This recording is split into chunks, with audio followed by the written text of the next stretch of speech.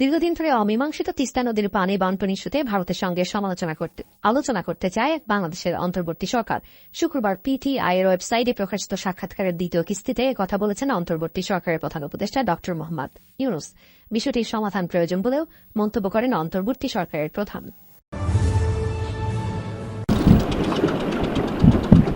বছরের পর বছর ধরে অমীমাংসিত তিস্তা নদীর পানি বন্টন ইস্যুতে বলা হয়, অভিন্ন নদীর পানি বন্টন না হয় ক্ষতিগ্রস্ত বাংলাদেশের উত্তরাঞ্চলের 2 কোটি মানুষ।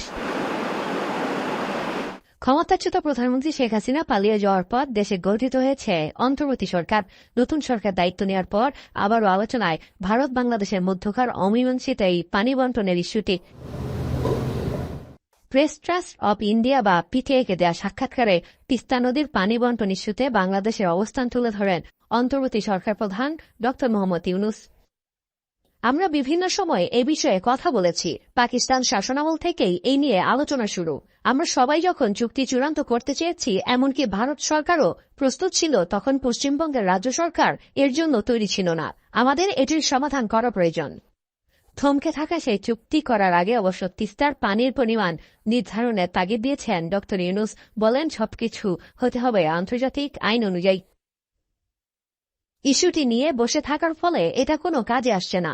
আমি যদি জানি যে আমি কতটুকু পানি পাবো, তাহলে এটি ভালো হতো। এমনকি পানির পরিমাণ নিয়ে যদি আমি খুশি নাও হই, তাতেও সমস্যা নেই। এই ইস্যুতে ভারত সরকারকে বাংলাদেশ চাপ দিবে কিনা এই প্রশ্নের জবাবে নোবেলজয়ী অধ্যাপক ড ইউনূস বলেন, সমস্যার সমাধান করতে হবে আলোচনার মাধ্যমে।